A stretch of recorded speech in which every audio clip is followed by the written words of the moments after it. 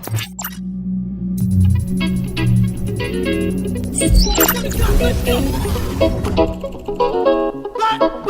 we go now. Let's go.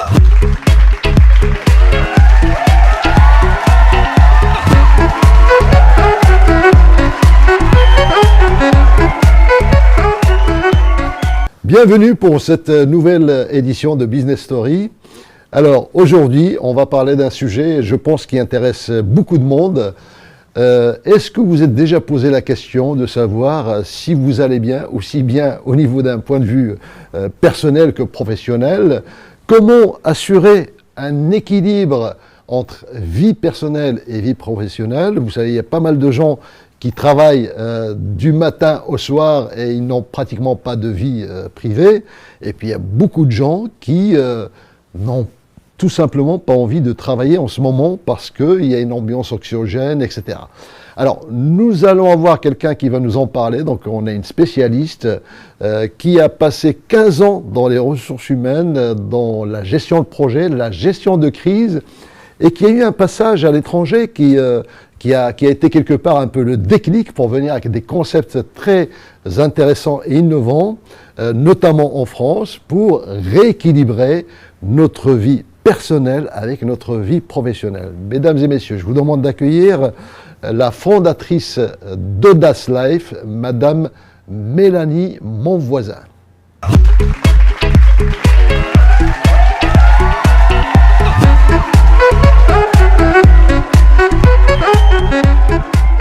Bonjour Mélanie. Bonjour Habib. Merci d'être avec nous pour cette émission et en tout cas le sujet nous semble hyper intéressant. Alors première chose, est-ce que vous pouvez nous expliquer, en 2 mots, Audace Life, c'est quoi? Qu'est-ce que vous faites exactement? C'est quoi l'activité? Et qui surtout vous accompagnez?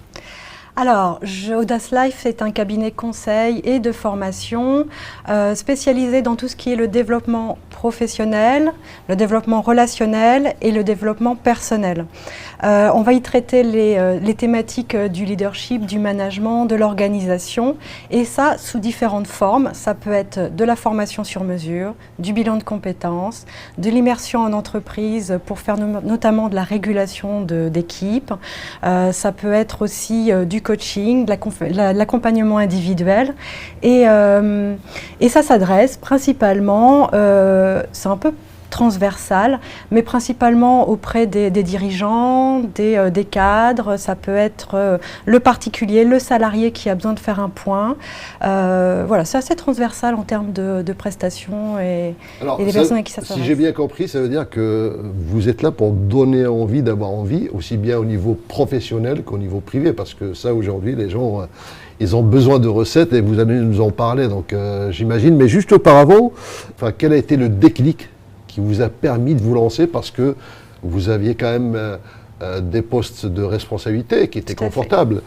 Aujourd'hui, tout le monde sait que c'est plus confortable d'être salarié que d'être patron. Je vous l'accorde. Voilà, mais qu'est-ce qui vous a pris de vous lancer comme ça et de créer votre cabinet ? Alors, je savais que c'était un défi, que c'était un challenge, mais ce qui m'intéressait, c'est de pouvoir avoir le temps et l'espace pour pouvoir expérimenter mes propres théories. C'est-à-dire que je suis mon premier cobaye.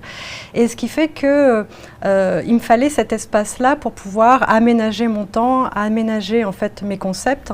Et le modèle d'être indépendant correspondait bien à ce que je recherchais. Donc, alors, c'est-à-dire que les 15 ans d'expérience que vous aviez vécu dans pas mal de grandes entreprises, notamment dans les ressources humaines, etc., vous étiez quelque part à la fois actrice mais observatrice des comportements des gens, et vous posiez certainement des questions. C'était un grand bouleversement pour moi dans la mesure où j'étais observatrice, je percevais en fait une forme de mal-être, je percevais les organisations et j'étais juste spectatrice parfois et complètement impuissante à un moment donné par rapport à des situations que je pouvais observer sur les personnes, la manière dont elles se comportaient, la manière dont elles ressentaient les choses, jusqu'à ce que je cherche absolument ces réponses dont j'avais besoin. Et c'est ça qui m'a apporté en fait beaucoup de matière pour évoluer à la fois en tant que manager, parce que j'ai été un manager à un moment donné, J'ai eu ces enseignements-là, je les ai intégrés à un modèle français que je connaissais, donc à ces organisations. J'ai eu de très bons résultats. À partir de là, je suis devenue une nouvelle manager, une nouvelle approche, enfin une nouvelle version de moi-même d'une certaine manière. Alors ça, on va en parler et c'est étroitement lié à votre objet fétiche. Eh bien, on va le présenter tout de suite, cet objet fétiche.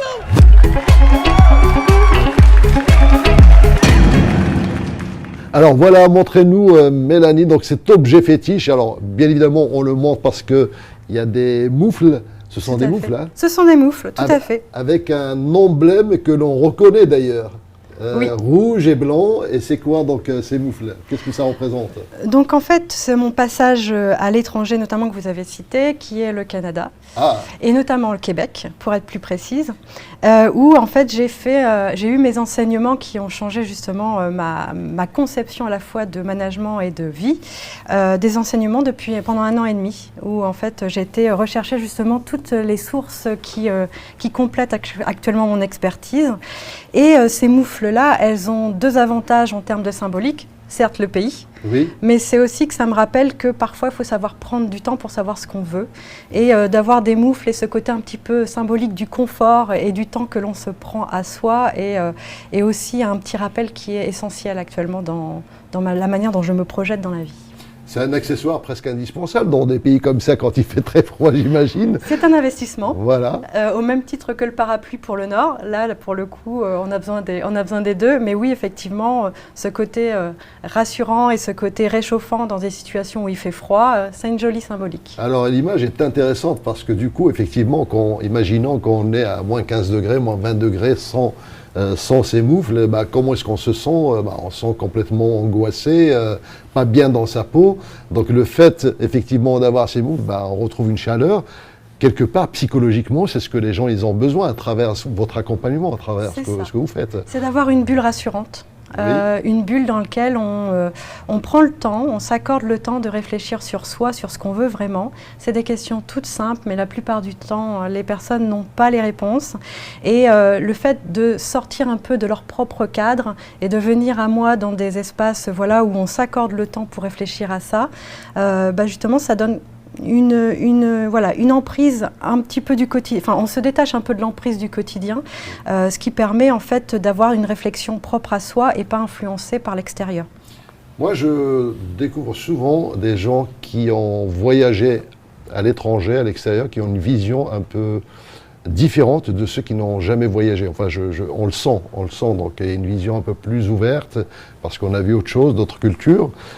Qu'est-ce qui vous a marqué en termes de différence culturelle entre le Canada et la France, ou alors le Québec et la France, les modèles de management, de leadership, de vie? Qu'est-ce qui est marquant? Qu'est-ce qui est marquant? J'ai fait une bonne partie une bonne partie en fait de mes formations en France, jusqu'à un niveau ingénieur. Et en fait, je me suis rendu compte qu'on était fort sur la théorie et pas forcément sur la mise en pratique rôle en France. Sur la mise en pratique réellement du rôle de manager et la confrontation par rapport aux équipes, au relationnel avec les personnes. En fait, on a observé les choses de manière abstraite et de manière théorique, sans avoir la confrontation directement avec les équipes. Et ce qui fait qu'on part de la théorie avec une application directe sur le terrain. Et le relationnel, en fait, on a beau dire, c'est pas de la théorie, c'est forcément du feeling, c'est forcément de l'interaction entre 2 personnes. À côté de ça, donc en fait, on se retrouve avec des managers qui se retrouvent en fait sur le terrain, avec par mimétisme, réappliquent en fait les méthodes de ce qu'ils ont pu observer en fait des anciens ou de ce que le groupe voudrait que l'on fasse, mais pas forcément dans une bonne adéquation de l'attitude en tant que management et en interaction avec l'autre. Par contre, par rapport au Québec, l'idée est un peu différente, où on part on a moins de théorie, ou alors la théorie est moyennement importante. Ce qu'on veut, c'est que tu appliques d'abord dans un premier temps. Fais ton expérience, donne-toi l'occasion d'avancer pas à pas, et à partir de là, tu vas consolider des enseignements qui vont te donner des clés pour savoir interagir avec l'autre. Parce que ce qui est intéressant dans cette dynamique, du coup, c'est qu'on part pas sur des prérequis, c'est-à-dire qu'on découvre, par l'expérimentation, on découvre l'autre tel qu'il est.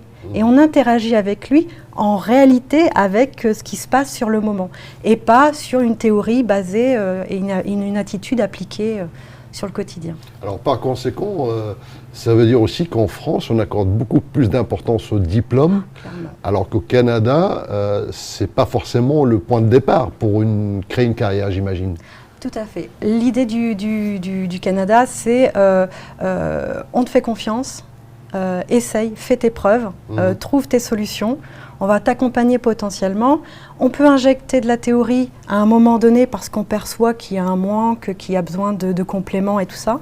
Mais on peut très bien trouver nos clés de réponse sans avoir toute la théorie et savoir fonctionner intuitivement. Par rapport à cet équilibre, parce que c'est vachement important quand même l'équilibre vie privée, vie professionnelle, est-ce que vous ressentez dans la société française souvent des déséquilibres d'ailleurs entre ces deux vies? Et quelles pourraient être, j'irais donc, alors pas des recettes, mais quelles sont les petites choses que l'on peut peut-être conseiller aux personnes pour retrouver un peu leur équilibre? C'est pas juste une question de job ou de boulot, donc c'est carrément une question de vie quelque part. Oui, en fait, l'une des premières conceptions en fait, que j'ai eues, enfin l'angle de vision que j'ai eu à appliquer, c'est déjà de ne pas concevoir un plan de carrière, mais un plan de vie. À partir de là, on modèle le temps et on modèle les actions en fonction de toute une vie.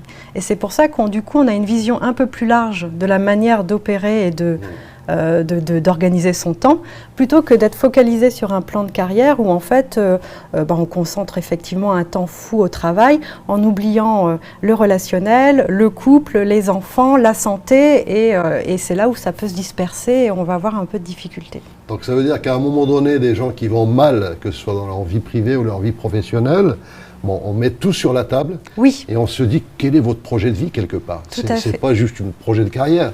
Qu'est-ce que vous avez envie de faire? C'est un peu ça l'idée. C'est un peu l'idée de ce que je fais. L'avantage, c'est que du coup, ils se retrouvent accompagnés. Et parce que ça peut être perturbant de se retrouver devant ces questions toutes simples, mais un peu le néant avec tout est possible et à la fois ça peut être déroutant. Ce qui fait que d'avoir un temps dédié à ça ou avec... bon après je suis spécialisée, j'ai mon expertise pour accompagner les gens, ça leur permet en fait d'avoir une vision un peu plus systémique de leur vie et du coup de savoir exactement où ils vont. Ça leur donne une ligne de conduite dans leur vie. Absolument. Alors ça me fait penser, en France, vous savez qu'on est les champions du monde de la consommation de tranquillisants. Et il y a énormément de burn-out. Donc il y a des gens qui tombent en dépression. Alors d'autant plus depuis la crise, on voit des gens qui vont mal. Comment est-ce qu'on peut expliquer ce mal et comment est-ce qu'on peut le combattre? Comment est-ce quelqu'un qui ne se sent pas bien dans sa peau, que ce soit au niveau de son travail, à titre personnel, qu'est-ce que vous pouvez lui donner comme recette, comme idée pour s'en sortir? Déjà, il faut comprendre que le burn-out est un phénomène naturel, d'accord, qui est lié à notre fonctionnement de notre inconscient et qui nous alerte qu'en fait, on est en train de dépasser les limites. Ah, quand il y a burn-out, ça veut dire quelque part, on a dépassé une ligne rouge dans notre comportement ou dans notre vie ou dans ce qu'on fait. Et ça, c'est notre instinct animal, notre instinct un peu reptilien qui dit arrête-toi, c'est le moment de te poser. Il y a quelque chose qui ne fonctionne pas, soit en termes physiques, soit en termes de corps, ou soit en termes d'alignement. C'est-à-dire qu'on fait quelque chose, mais on n'est pas tout à fait en adéquation avec nos valeurs ou avec notre manière de fonctionner. Et à partir de là, il y a une dissociation.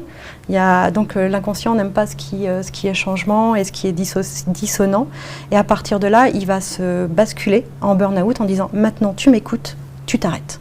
Donc il y a un dérèglement mécanique dans le corps quelque part. Qui est de l'ordre de la survie. Ah oui, carrément. Carrément, oui, c'est pour ça qu'on a ces mécanismes-là. À partir du moment où on a ce mécanisme-là, il faut se l'accepter. Là, par contre, parce qu'on est souvent en dualité de se dire c'est pas normal, il faut que je bouge, je suis pas dans un état normal. Mais il y aurait plutôt un état inverse à intégrer qui serait de dire j'accepte que je suis en état de burn-out, c'est parce que mon corps et mon inconscient en a besoin, je fais une pause. C'est qu'à un moment donné, il faut accepter de ralentir. Comment est-ce que vous pouvez aider des gens, par exemple, qui sont mal et qui ont une espèce de disque rayé où ils disent je vais pas bien, je vais pas bien, je vais pas bien. Et on a beau lui expliquer les choses, comment est-ce qu'il peut se relever, mais en fait, si ça vient pas de cette personne, ça viendra jamais. Comment est-ce qu'on peut aider ces gens-là? La première aide, c'est, vous l'aviez effectivement bien dit, c'est qu'effectivement le déclic vient d'eux. Donc c'est leur part de responsabilité que de prendre soin d'eux-mêmes. Donc il faut que ça vienne absolument d'eux. Oui. Et ça, c'est un travail qui prend un peu de temps peut-être? Clairement, parce que ça peut y aller d'étape à étape. Ça peut être des premiers conseils, juste avoir l'objectif de se lever le matin. Peut-être le lendemain d'envisager non seulement de se lever, de se préparer, y aller par étapes. Si c'est déjà un peu compliqué, on se laisse encore 2-3 jours. On réitère un autre petit défi qui consiste peut-être à se faire à manger correctement, à prendre bien soin de soi. En fait, l'idée, il faut bien imaginer qu'il faut partir de l'idée que notre inconscient est insécurisé. Donc il faut y aller étape par étape, le sécuriser progressivement et remonter la pente, de telle manière qu'on puisse remonter en énergie, parce que là ça veut dire que nos batteries sont à plat, et qu'il faut accorder progressivement le temps au corps, à l'esprit, de se sécuriser et de remonter en énergie progressivement. Et c'est un processus naturel et normal, où les gens n'ont pas à se culpabiliser de l'état dans lequel ils sont. Voilà. Donc y aller étape par étape, être doux avec soi-même, d'où cette histoire de gants, et de savoir se rassurer et d'être agréable avec soi-même pour s'accompagner dans la vie. Ça reviendra, donc il faut être confiant, mais il y a des temps morts, il y a des temps plats qui sont nécessaires en fait pour mieux repartir. Alors en fait c'est cette envie d'avoir envie, quoi, donc, qui est parfois difficile. Donc là quand on arrive là-dedans, il faut vraiment... c'est pas forcément que les médicaments qui vont régler les choses. Parce que les médicaments peuvent abrutir un peu les gens. Clairement, et nous faire perdre la notion de la réalité. Alors, je n'ai rien contre la médecine traditionnelle, bien sûr, associée à ça. Pour autant, il faut que les gens apprennent à s'accompagner dans les moments bas. Et on n'est pas obligé d'être tout le temps dans des moments hauts. Voilà, on aimerait tous, hein, mais ce n'est pas la réalité en fait, d'un corps. Il y a des hauts et des bas dans la vie, quoi. Tout à fait. Eh bien, pour terminer justement, alors la question que j'aimerais vous poser, c'est qu'est-ce que vous conseillez aux gens pour équilibrer leur vie personnelle et professionnelle?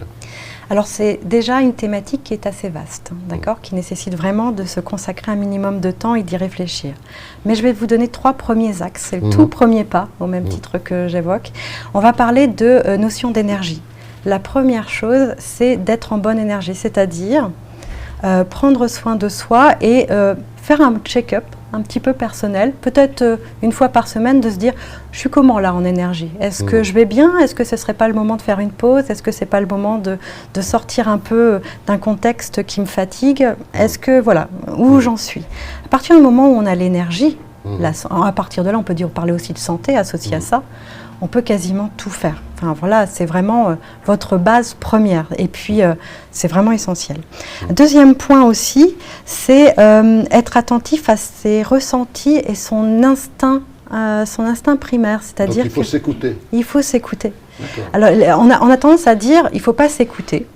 Alors ça, je pense que c'est une croyance qu'il faut déconstruire, parce que plus on s'écoute, plus on est en phase avec ce que l'on ressent, mieux on pourra parler de soi et mieux on pourra être en interaction avec l'autre. C'est un peu l'histoire de l'alignement, donc être aligné avec... Et je me dis qu'une personne en bonne énergie, qui sait être haute et garantir cette hauteur d'énergie, donc ça veut dire savoir à quel moment ça pêche, va avoir une meilleure interaction vis-à-vis de l'autre. Parce qu'elle va être plus à l'écoute, parce qu'elle sera plus compréhensive, parce qu'il ne va pas y avoir de... Alors je vais le mettre avec parcimonie, mais il ne va pas y avoir de jeu de pouvoir pour compenser. Et du coup, on va avoir une relation plus atténuée, plus sereine, et d'égal à égal.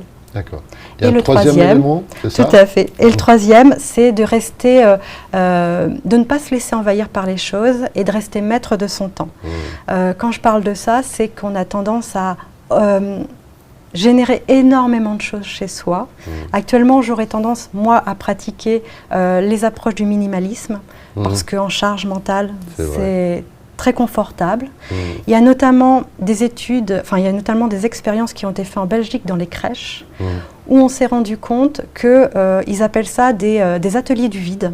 où on met les enfants dans des espaces complètement vides avec les animateurs.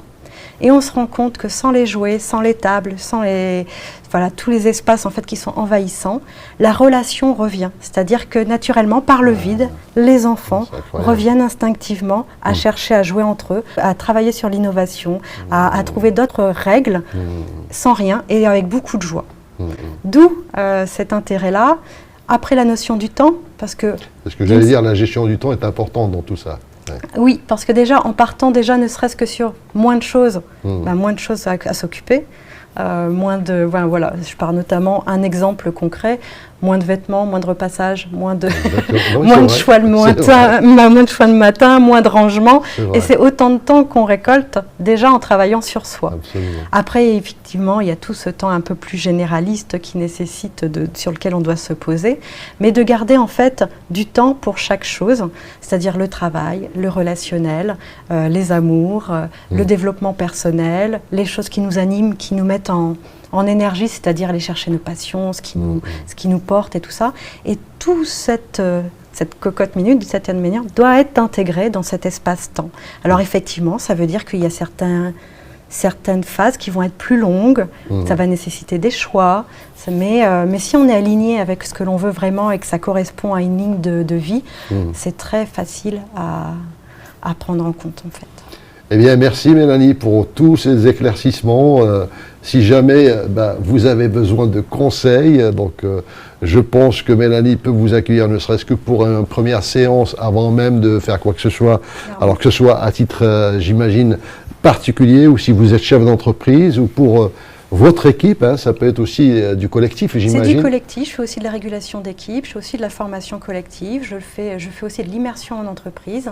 Donc oui, c'est aussi du collectif, à la fois l'individuel et du collectif en fonction des besoins. Alors, est-ce que vous avez envie d'avoir une vie équilibrée entre vie personnelle et vie professionnelle ?